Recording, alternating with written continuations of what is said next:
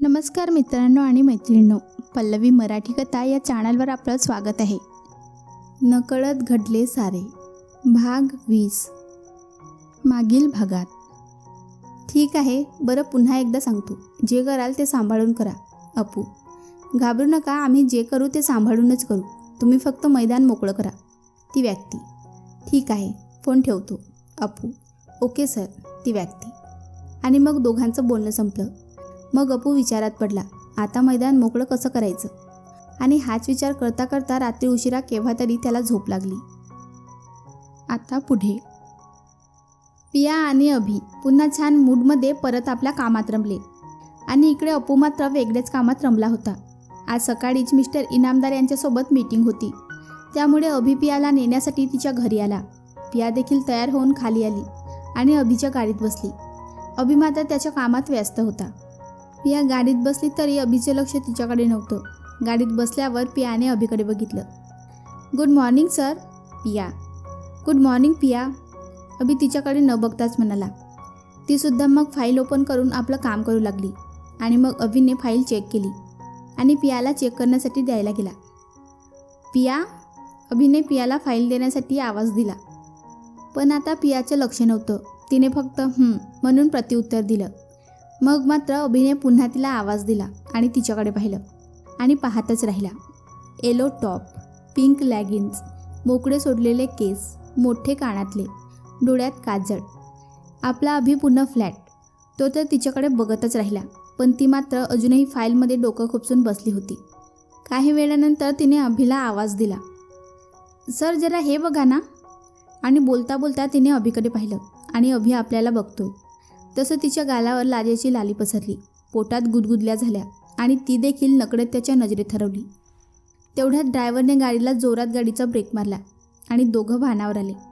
दोघांनी एकमेकांकडे ओशाळून बघितलं आणि मग आपली नजर बाहेर वळवली.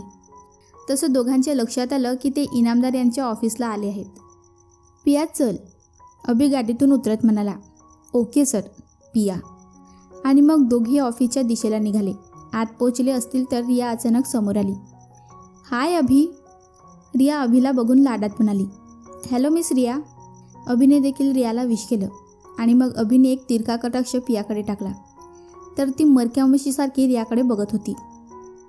हे पिया, तू आज इथे. रिया कुत्सितपणे पियाकडे बघून म्हणाली. नाही म्हणजे तू नागपूरला गेली होतीस ना, मग मला वाटलं आता तू परत येणार नाही. नाही म्हणजे अनाथ आश्रमाचे काम करता करता तुला देखील तुझ्या अनाथ आश्रमाची आठवण आली की काय. शेवटी इथे तुझं कोणी नाही ना. इथे तर तू खरंच अनाथासारखं जगतेस. रिया टोमणे देत पियाला म्हणाली. तुम्हाला कोणी सांगितलं रिया मॅम. पिया रिया या शब्दावर जोर देत म्हणाली की मी अनाथ आहे. जीवापाड प्रेम करणारे आई बाबा आणि खूप भाऊ बहिणी आहेत मला. खूप मोठं कुटुंब आहे माझं. आणि राहिला प्रश्न इथला, तर आपण जिथे काम करतो तिथे देखील आपलं एक कुटुंब निर्माण होतं. मग कुटुंब अनाथ आश्रमाचं असो किंवा ऑफिसचं, कुटुंब कुटुंब असतं आणि एक कुटुंब दुसऱ्या कुटुंबापासून कधीच वेगळं नसतं. हो की नाही सर. पिया अभिकडे बघत म्हणाली. पियाच्या बोलण्याने रियाचा चांगलाच जळफळाट झाला. तिचे डोळे आगोकत होते. पियाला खाऊ की गिळू या नजरेने ती बघत होती. बरोबर. अभि पियाकडे बघत म्हणाला.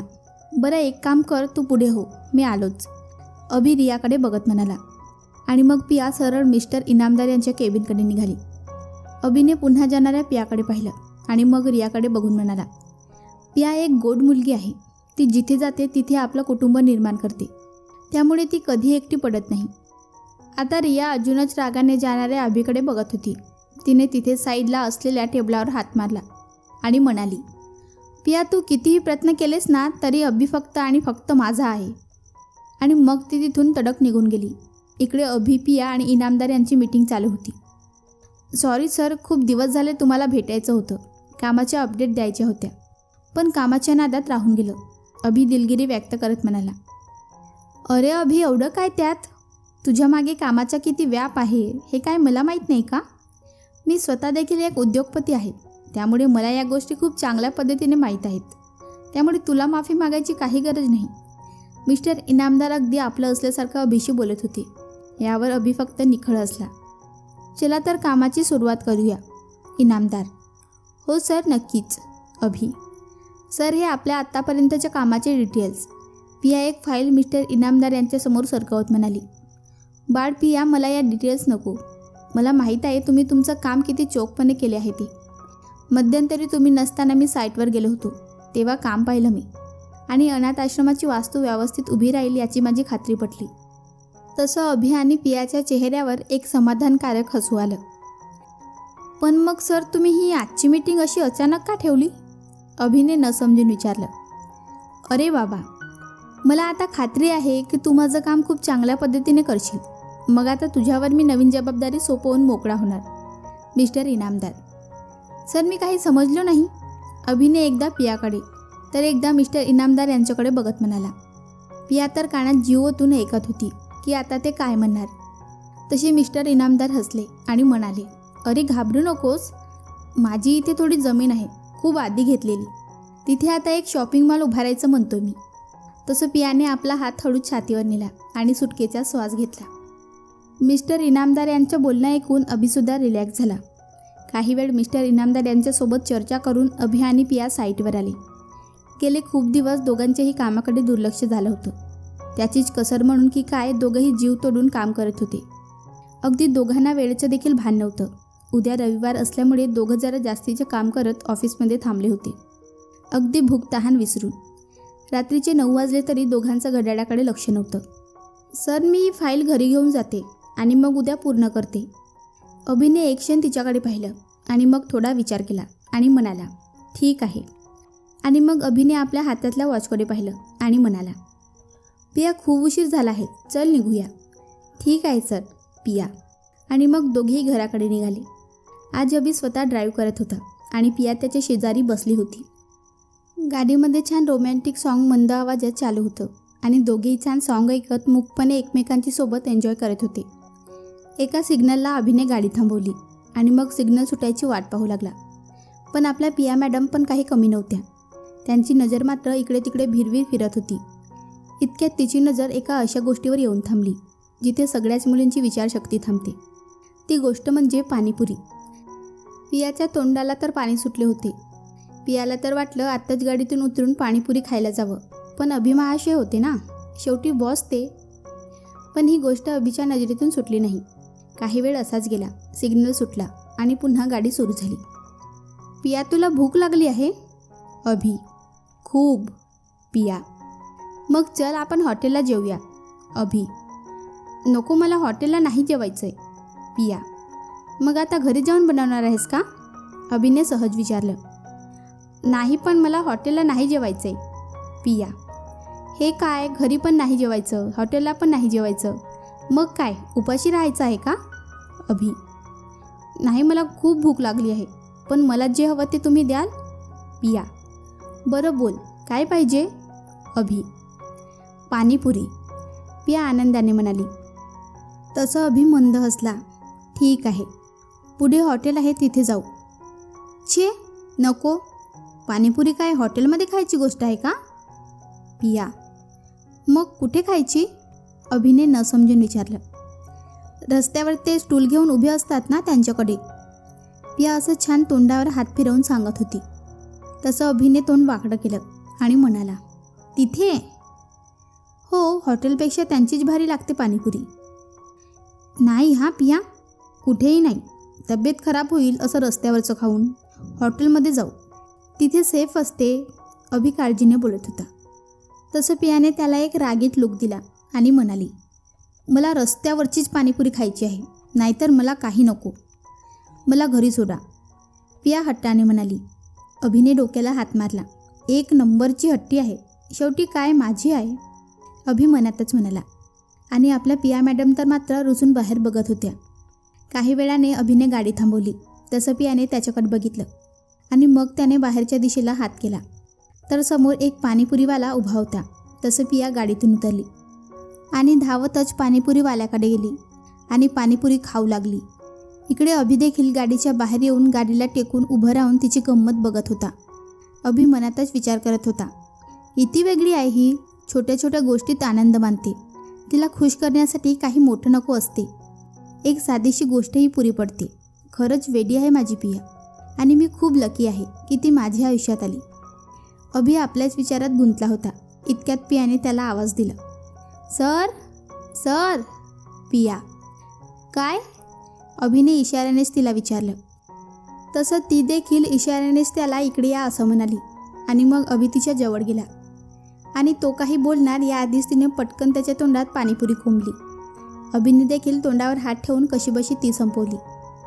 अगं आधी सांगायचे तरी ना. अभि. सांगितलं असतं तर तुम्ही खाल्ली असती का? सेफ नाही म्हणून. बरं ते जाऊ द्या. कशी आहे? पियाने उत्साहाने विचारलं. अभिने देखील मग छान अशी कमेंट दिली. तसं पियाने देखील त्याच्या हातात द्रोण दिला आणि त्या पाणीपुरीवाल्या माणसाला म्हणाली, भैया इसमें भी डालो, वो भी खट्टी मिठी. आणि मग अभि देखील तिच्या आनंदासाठी तिथे पाणीपुरी खाऊ लागला. मनसोक्त पाणीपुरी खाऊन दोघेही पुन्हा आपापल्या घरी निघाले. पिया आणि अभि आपल्याच धुंदीत जगत होते. जगाची पर्वा न बाळगता ते मनसोक्त जगत होते. पण इकडे 2 डोळे त्यांच्यावर नजर ठेवून होते. कोणीतरी त्यांना फॉलो करत होतं. पण इकडे अभि आणि पियाला या गोष्टीची कल्पना नव्हती. इकडे अभि आणि पिया गेल्यावर त्या व्यक्तीने एका माणसाला फोन केला. काही क्षणात तिकडून फोन उचलला गेला. हॅलो. फोन केलेली पहिली व्यक्ती. बोल, काय खबर आहे? फोन उचललेली दुसरी व्यक्ती.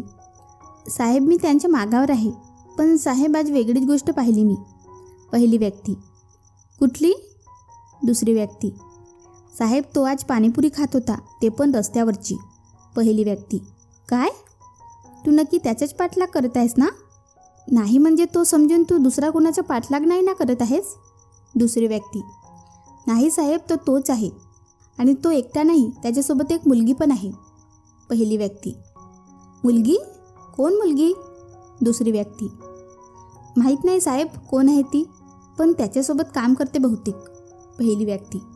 बहुतेक नाही, मला त्या मुलीची पूर्ण माहिती पाहिजे, त्यामुळे मला आत्ता तेव्हाच फोन करायचा जेव्हा तुझ्याजवळ सगळी माहिती असेल.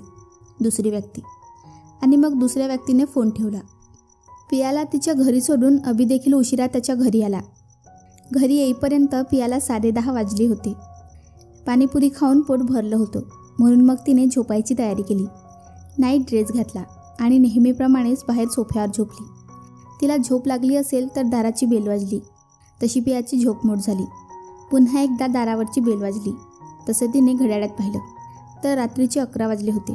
एवढ्या रात्री कोण आलं म्हणून ती हळूच दरवाजाजवळ गेली आणि हळूच घाबरत घाबरत तिने विचारलं, कोण आहे? पिया, मी आहे निशा, दरवाजा उघड. निशा म्हणाली. निशा मॅम, एवढ्या रात्री? पिया स्वतःशीच म्हणत होती. तसं पुन्हा एकदा बेल वाजली. तसं पियाने पटकन दरवाजा उघडला. तशी निशा भसकन आत आली आणि पियाकडे न बघताच बेडरूमच्या दिशेला निघाली आणि जाता जाता म्हणाली, किती उशीर दरवाजा उघडायला? मॅम काय झालं, अशा घाईत का आहात? पिया तिच्या मागे मागे जात म्हणाली. पण निशाने काही उत्तर दिलं नाही. सरळ गेली आणि पियाचं कपाट उघडलं आणि एक बॅग काढून त्यात तिचे काही कपडे भरू लागली. मॅम असं काय करताय? माझे कपडे का भरत आहात? पियाने न समजून विचारलं. तू हो गं बाजूला, आधीच उशीर झाला आहे, असं म्हणत निशाने पियाला हाताला धरून बाजूला केले आणि आपल्या कामात मग्न झाली. पुन्हा पिया विचारत होती, पण उत्तर देईल ती निशा कसली? तिची बॅग भरून झाल्यावर तिने पटकन पियाचा हात धरला आणि तिला सरळ बाहेर घेऊन आली. हॉलमध्ये थांबवून तिने इकडे तिकडे पाहिलं आणि मग तसंच पुन्हा तिला ओढत बाहेर घेऊन आली. दरवाजा लॉक केला आणि पुन्हा पियाचा हात धरला आणि लिफ्टच्या दिशेने चालू लागली. अहो मॅम, आता तरी सांगा हे काय आहे? आपण अशी कुठे चाललो आहोत? या अशा अवस्थेत? पिया आपल्या नाईट ड्रेसकडे हात दाखवून कळवळून विचारत होती. आपण बाहेरगावी चाललो आहोत. निशाने तिच्याकडे न बघताच उत्तर दिलं. काय, बाहेरगावी? ते पण आत्ता, यावेळी? पियाने आश्चर्याने विचारलं. हो निशा, पण असं अचानक का?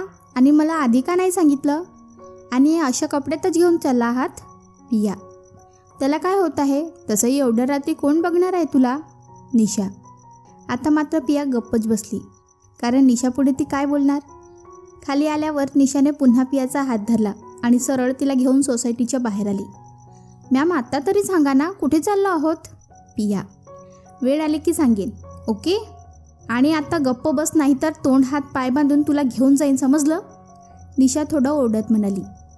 तसं पियाने फक्त होकारार्थी मान हलवली आणि मग दोघी तिथे शांतपणे उभ्या राहिल्या.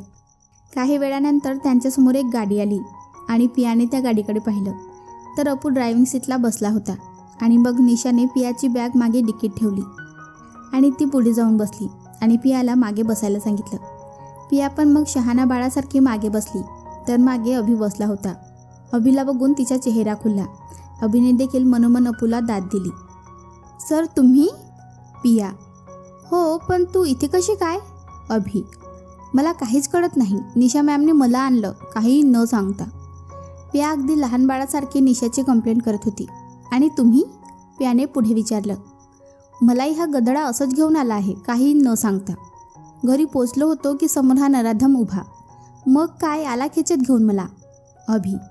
मग आता आपण कुठे चाललो आहोत? पियाने पुन्हा प्रश्न केला. आणि मग अपू आणि निशाने दोघांनी तिच्याकडे पाहिलं आणि एकत्र म्हणाले, वेळ आली की सांगू. अरे असं काय? फिरायचा प्लॅन करता आणि आम्हाला सांगत पण नाही. खूप थकलो होतो रे आम्ही. झोपायचं होतं रे आम्हाला. अभि विनवणी करत म्हणाला. हे बघ हे दमलेत. जसं काय आम्ही दोघं दिवसभर गोट्या खेळत होतो ना. अपू निशाकडे बघून अभिला उद्देशून म्हणाला. तुझं काम मला माहीत आहे रे. अभि. हो ना, मग झोप आता शांत. पोहोचलो की उठवतो तुला. दमला आहेस ना? तसं पिया आणि अभिने एकमेकांकडे पाहिलं आणि मग नकारार्थी मान हलवली आणि मग मागे सीटला डोकं टेकून झोपायचा प्रयत्न करू लागले. काही वेळात दोघांनाही झोप लागली. पण मध्येच कानावर गाड्यांचे आवाज शिवाय अपू आणि निशाची खट्टीमिट्टी नोकझोक पण ऐकू येत होती. काही वेळानंतर गाडी थांबली. तसं अभिने डोळे उघडले आणि पाहिलं तर अपू गाडीतून उतरत होता. अभिने त्याला विचारलं, ए कुठे चाललास? Nature call. अपू एवढंच म्हणाला. मग अभिने त्याला काहीच विचारलं नाही. आणि मग अभिने पियाकडे पाहिलं तर ती अंग चढून झोपली होती. बहुतेक तिला गाडीतल्या एसीमुळे थंडी लागत होती आणि तिची मान देखील गाडीच्या दरवाजाच्या काचेवर होती. त्यामुळे ती झोपेसुद्धा चुळबुळ करत होती. मग अभिने निशाला आवाज दिला. निशा? निशा. काही शॉल वगैरे आणली आहेस का? पियाला थंडी लागत आहे. अभि. हो आणली आहे. तुझ्या सीटच्या वर जी बॅग आहे ना तिच्यात आहे बघ. निशा. मग अभिने शॉल काढली आणि थोडं तिच्या जवळ सरकला व हळूच पियाच्या अंगावर शॉल घातली आणि शिवाय तिला अलगद आपल्या मिठीत घेतलं आणि मग तो देखील झोपी केला. इकडे निशाच्या सुद्धा डोळा लागला. अपू मात्र मग अंधाराच्या दिशेने निघाला आणि गाडीपासून दूर आल्यावर त्याने मोबाईल काढला आणि मग त्याने एक कॉल लावला. काही रिंगनंतर फोन उचलला गेला. बोला सर. फोन पलीकडची व्यक्ती. मैदान मोकळं आहे. अपू. मला माहीत होतं सर तुम्ही आमचं काम नक्की करणार. ती व्यक्ती. हो पण जास्त वेळ मी त्यांना इथे अडवू शकत नाही. फार फार तर उद्या संध्याकाळपर्यंत. त्यामुळे तुम्हाला जे काही करायचं ते लवकर करा आणि पुन्हा आपल्या वाटेला निघा. कोणाला काही कळता कामा नये. अपू. नाही करणार. ती व्यक्ती. आणि मग अपूने फोन कट केला आणि पुन्हा एकदा गाडीत येऊन बसला. अपू आला तेव्हा अभि पियाला मिठीत घेऊन झोपला होता तर निशासुद्धा झोपली होती. मग त्याने गाडी सुरू केली. साधारणपणे 2 तास तो गाडी चालवत होता. साधारणपणे 2:30च्या सुमारास तो एके ठिकाणी थांबला आणि त्याने निशाला आवाज दिला. निशू उठ आपल्याला उतरायचं आहे. तसंच त्याने मागे अभिकडे बघितलं तर तो पियाला मिठीत घेऊन अजूनही शांतपणे झोपला होता. त्यांना असं बघून अपूच्या चेहऱ्यावर एक गोड स्माईल आली आणि मग त्याने अभिला आवाज दिला. अभ्या. ए अभ्या उठ. आपल्याला उतरायचं आहे. आपण पोहोचलो आपल्या ठिकाणावर. मग अभिने डोळे किलकिले केले आणि त्याने एकदा पियाकडे पाहिलं तर ती अजूनही त्याच्या मिठीत शांतपणे झोपली होती. त्याने हळूच तिच्या चेहऱ्यावरून हात फिरवला. कोणी पाहत नाही याची दक्षता घेत तिच्या कपाळावर हळूच आपले ओठ टेकवले आणि मग त्याने पियाला आवाज दिला. पिया. पिया उठ. तसं पिया उठली आणि तिने आजूबाजूला पाहिलं. सर आपण पोहोचलो का? पियाने डोळे चोरत विचारलं. हो. अभि. पण कुठे आलो आहोत आपण? पिया. माहीत नाही बघू नंतर. तू उतर आधी. अभि. पिया. आणि मग पिया गाडीतून बाहेर आली. इकडे निशासुद्धा गाडीतून उतरली आणि गाडीला टेकून उभी राहिली. पियासुद्धा तिच्या जवळ आली आणि ती देखील तिच्या बाजूला गाडीला टेकून उभी राहिली. निशाने तिच्या खांद्यावर हात टाकला. तसं पिया देखील लहान मुलासारखं तिच्या मिठीत शिरली आणि मग त्या दोघी तिथेच उभ्या उभ्या झोपल्या. इकडे अभि आणि अपू गाडीतून सामान बाहेर काढत होते. सामान काढल्यावर दोघांनी पाहिलं तर या महाराण्या उभ्या उभ्या झोपल्या होत्या. मग अपूने आपलं सामान अभिच्या हातात दिलं आणि त्याला म्हणाला. तू हो पुढे मी आलोच या दोघींना घेऊन. ओके. अभि. ए कुंभकर्णाची बहीण उठ, अपू निशाला गदागदा हलवत म्हणाला. तशा दोघी खाटकन जाग्या झाल्या. अपू ही काय पद्धत आहे उठवायची, निशा चिडून म्हणाली. देवाचे आभार मान की फक्त हलवून उठवलं तुला, नाहीतर मला वाटलं होतं की आता ढोल ताशे बडवायला लागतंय की काय. अपू हो तर आला मोठा ढोल ताशे बडवणारा. निशा तुला उठवायला तर खरंच मला हेच करावं लागणार होतं. अपू करून तर बघ, तुझे हातपायच तोडून टाकेन. निशा अपू आणि निशामध्ये नेहमीप्रमाणे वाद चालू होते, तर पिया मात्र शांतपणे त्यांच्या चाललेला वाद ऐकत होती. इतक्या तिचे लक्ष अभिकडे गेलं तर तो तिला बोलवत होता. तसं तिने त्या दोघांना भांडत तिथेच ठेवलं आणि ती अभिजवळ आली. सर कधी संपणार यांचं भांडण, पियाने कौतुकाने विचारलं. कधीच नाही अभि, पण ते भांडताना खूप छान दिसतात. पण सर आपण कुठे आलो आहोत, पियाने पुन्हा त्याला हा प्रश्न विचारला. खंडाळा. अभि काय खंडाळा, पियाने आश्चर्याने विचारलं. हा बघ अपूचा फार्म हाऊस आहे, त्याने त्याच्या कमाईतून घेतला आहे. अभि खूप आनंदाने आणि अभिमानाने सांगत होता आणि पिया ऐकत होती. तर तुला कळलं की आपण कुठे आलो आहोत, अपू आत येता येता म्हणाला. मला नाही कळणार. अभि मग काय पिया, आवडेल ना खंडाळा फिरायला, अपू पियाकडे बघून म्हणाला. हो नक्की. पिया चला आता झोपायला, फिरायला जायला अजून उशीर आहे. निशा मध्ये जांभाड्या देत म्हणाली. हो तुला झोप आली असेल ना, शेवटी काय तर तू कुंभकर्णाची बहीण ना. अपू पुन्हा निशाला चिडवत म्हणाला. तू गप रे, तुला ना नंतर बघते. निशा बरं नंतर बघा एकमेकांना, आता खूप उशीर झाला आहे, आता खरंच झोपूया, उद्या फिरायचं आहे ओके. अभि दोघांच्या मध्ये पडत म्हणाला. तसं बाकी तिघांनी हो म्हणून मुंड्या हलवल्या आणि मग अभि आणि अपू एका रूममध्ये, तर निशा आणि पिया एका रूममध्ये झोपायला निघून गेले. सकाळचे 9 वाजले तरी कोणीच उठलं नव्हतं. प्रवासाचा थकवा म्हणून की काय कोणाला जाग आली नव्हती. उशिरा केव्हा तरी निशाला जाग आली. तसं तिने पियाला उठवलं. पिया ए पिया उठ. निशा काय मॅम झोपू द्या ना. पिया झोपाडू आवाजात म्हणाली. ए गडदडे उठ, बघ किती उशीर झाला आहे. निशा तिच्या अंगावरून पांघरून काढत जरा मोठ्याने बोलली. होऊ दे उशीर, मला खूप झोप आली आहे. पिया पुन्हा अंगावर पांघरून घेत म्हणाली. अगं आज आपल्याला खंडाळा फिरायला जायचं आहे ना. निशा तशी पिया धडपडून उठली. हो हो फिरायला जायचं आहे ना, आलेच मी आवरून. आणि पिया बाथरूमकडे धावली. काही वेळात ती आवरून आली आणि मग निशानेही तिचं आवरून घेतलं आणि रूमच्या बाहेर आल्या आणि मग सरळ अभि आणि अपूच्या रूममध्ये गेल्या. तर ते दोघे अजून झोपले होते. तसे त्या दोघी रूमच्या बाहेर आल्या. पियाने जेव्हा त्यांना झोपलेलं पाहिलं तेव्हा तर तिचं डोकंच फिरलं. तिला खूप राग आला आणि त्या रागातच तिने निशाकडे पाहिलं. तर ती ओशाळून पियाकडे पाहत होती. पाहिलत मला माझी झोप मोड करून उठवलं आणि आवरायला सांगितलं, आणि हे दोघं अजून छान साखर झोपेत आहेत. पिया तावातावाने बोलत होती.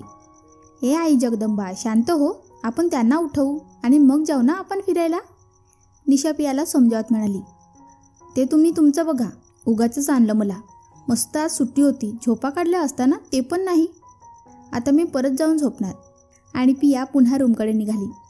ए बाई अगं थांब ना, एक काम करू, त्यांना उठवायचं. निशा कसं. अपू सर झोपले की त्यांना उठवायचं म्हणजे समोरच्याला फटके. पिया आठवण करून देत म्हणाली. हो ग, निशा आठवत म्हणाली. आणि आपला अभि पण काही कमी नाही. मग आत्ता काय.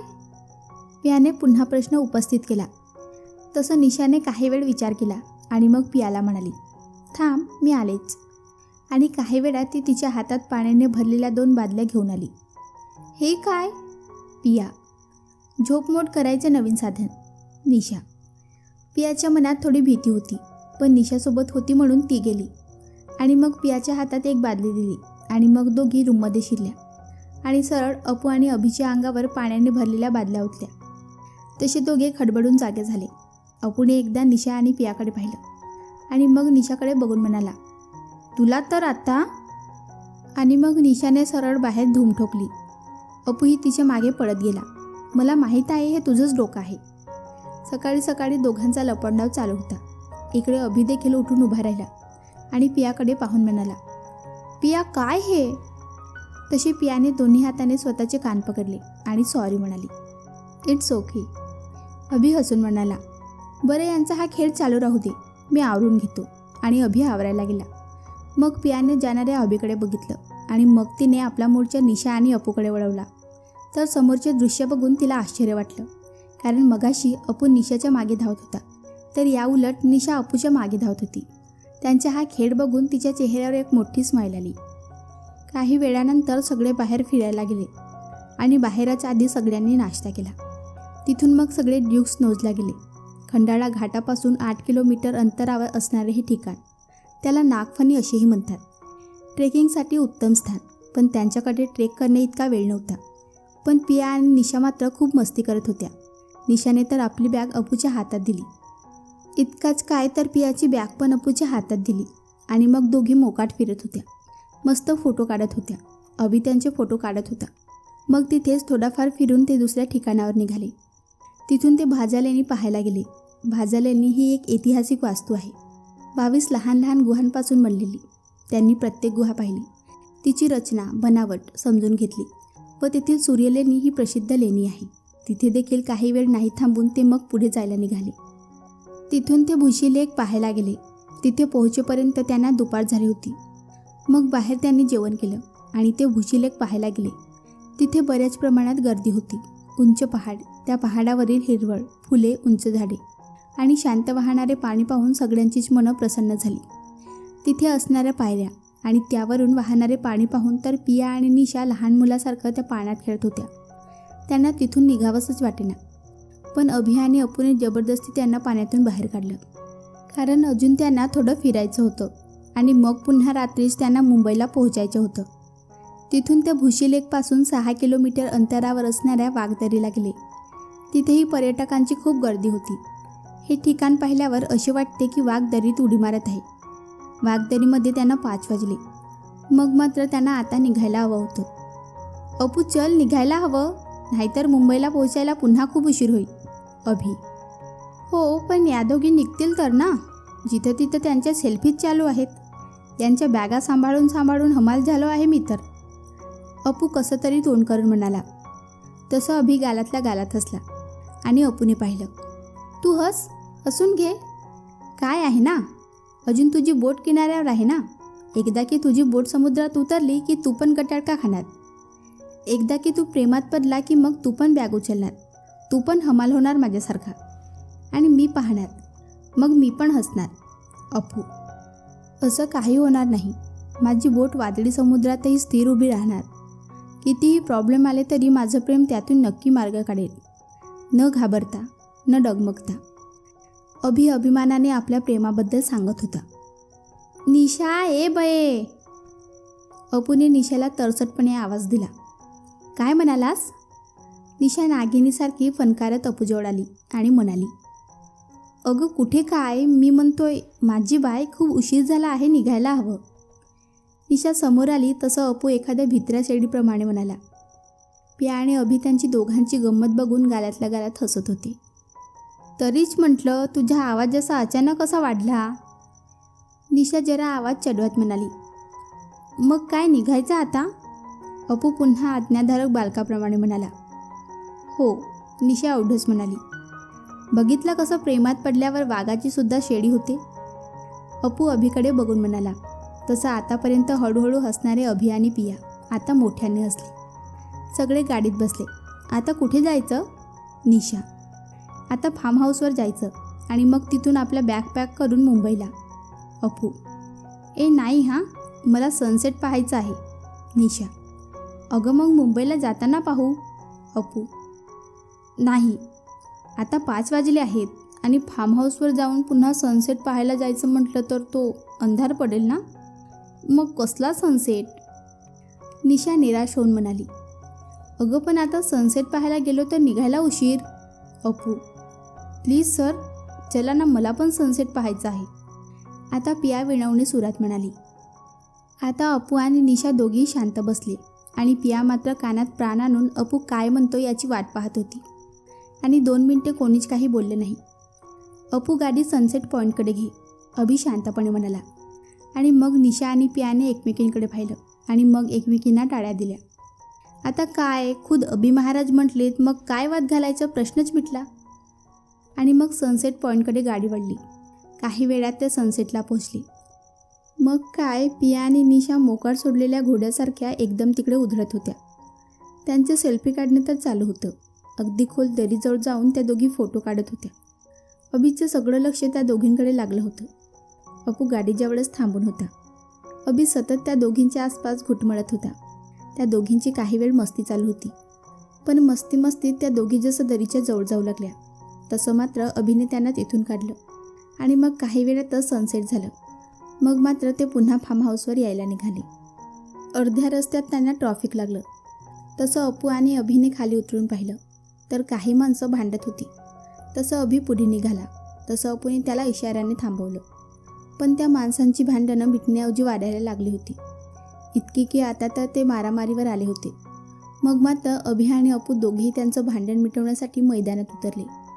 पण इकडे निशा आणि पियासुद्धा गाडीच्या बाहेर बसून त्यांची भांडणं बघत होती. काही केल्या ती माणसं अभि आणि अपूचं देखील ऐकत नव्हती. अगदी त्यांच्यात आता रक्तपात झाला होता. त्यातील एक माणूस तर सरळ पियाच्या पायाजवळ येऊन पडला. त्याला असं रक्तबंबाळ बघून पियाची तर बोबडीच वळली. तिचा श्वास खालीवर होऊ लागला. तिचं पूर्ण शरीर घामाने डबडबलं आणि तिची अवस्था निशाने पाहिली आणि तीसुद्धा घाबरली. अभि, अपू इकडे या लवकर. निशाच्या आवाजाने दोघेही पडत आले आणि त्याने जेव्हा पियाची अवस्था पाहिली तेव्हा ते दोघेही शॉक झाले. निशा पटकन पुढे बसली आणि अभि पियाला घेऊन मागे बसला. अभि पूर्ण प्रयत्न करत होता पियाला शांत करण्याचा, पण ती खूप घाबरली होती. एके ठिकाणी निशाने तिच्यासाठी काही औषधं घेतली आणि मग चौघेही फार्म हाऊसवर आले. निशाने पटकन पियाला औषधं दिली. हळूहळू काही वेळाने पियाला बरं वाटलं. पिया, तू ठीक आहेस? अभिने काळजीने विचारलं. पिया. अगं पण पिया, तुला असा अस्थमाचा त्रास आहे हे तू का सांगितलं नाहीस? निशा. मला अस्थमाचा त्रास नाही, पण कधी अशी भांडणं, रक्त पाहिलं की असं काहीतरी होतं. सॉरी, माझ्यामुळे तुम्हा सगळ्यांचा मूड ऑफ झाला. पिया थोडंसं शर्मेने म्हणाली. आतापर्यंत शांतपणे ऐकणारा अपू पटकन बाहेर आला. त्याला असं जाताना पाहून निशासुद्धा अपूच्या मागे आली. अपू, अरे काय झालं? असं का निघून आलास? अपू मात्र निशाकडे पाठ करून उभा होता. तो काहीच बोलत नाही म्हटल्यावर निशा त्याच्या जवळ गेली आणि तिने त्याला आपल्याकडे वळवलं तर त्याचे डोळे भरले होते. तसे निशाने त्याचा चेहरा आपल्या हातात घेतला आणि म्हणाली, अपू, अरे काय हे? तिने कळवळून विचारलं. त्याने पटकन निशाला मिठी मारली आणि म्हणाला, मला खूप भीती वाटत आहे गं. पियाला जेव्हा अभिचा भूतकाळ समजेल तेव्हा ती अभिला सोडून तर जाणार नाही ना? ती अभिला सोडून गेली तर माझा अभि जगू शकणार नाही. अपू हमसून रडत होता. हे बघ. निशा त्याचा चेहरा स्वतःसमोर धरत म्हणाली, माझ्याकडे बघ. असं काही होणार नाही. आणि राहिला प्रश्न पियाचा, तर ती खूप समजूतदार मुलगी आहे आणि आपण हे सगळं तिच्यापासून लपवणार नाही आहोत. हळूहळू तिला सगळं खरं सांगणार आहोत. आणि अपू, निशा काही बोलणार त्याच्या आधी अभिची हाक त्यांच्या कानावर आली. अरे काय करताय तिकडे, लवकर या. अभिने पुन्हा आवाज दिला. तसे दोघेही तिकडे निघाले. ते आले तसे अभि म्हणाला, मी काय म्हणतो, आजची रात्र इथेच थांबू. उद्या सकाळी लवकर निघू. नाही नको, आपण आत्ताच जाऊ. कोणी काही म्हणायच्या आधीच पिया म्हणाली, अगं पण पिया, तुझी तब्येत ठीक नाही, मग आज थांबू ना इथे. निशा. नाही, खरंच मी ठीक आहे, आपण जाऊया ना प्लीज. पिया विनवणीच्या सुरात म्हणाली. मग मात्र कोणी काही बोलले नाही. अपूने मात्र निघण्याच्या आधी एक कॉल केला. आम्ही निघतोय, तुमचं काय? अपू फोनवरच्या माणसाला म्हणाला, आमचं काम झालं आहे, आम्ही निघालो आहोत. काही वेळाने आमच्या ठिकाणावर पोहोचू. फोन पलीकडची व्यक्ती. ठीक आहे, आम्ही पण निघालो. तुम्ही पोचलात की कळवा. अपू. ठीक आहे. फोन पलीकडची व्यक्ती. आणि मग अपूने फोन ठेवला आणि मग तो गाडीत येऊन बसला. आता अभि गाडी चालवत होता तर अपू त्याच्या बाजूच्या सीटवर बसला होता. तर निशा आणि पिया मागे बसल्या होत्या. गाडीत कोणी कोणाशी काही बोलत नव्हतं. गाडी रात्री उशिरा मुंबईला आली. मग निशा आणि पियाला त्याने पियाच्या घरी सोडले. पियाची तब्येत ठीक नसल्याने निशा तिच्यासोबत राहणार होती. आणि मग अभि आणि अपू अभिच्या घरी गेले. तर मित्रांनो आणि मैत्रिणींनो, तुम्हाला आजचा भाग कसा वाटला कमेंट करून सांगा. व्हिडिओला लाईक करा आणि चॅनलला सबस्क्राईब करून बाजूची घंटी ऑलवर सेट करायला विसरू नका. भेटूया पुढच्या भागात. धन्यवाद.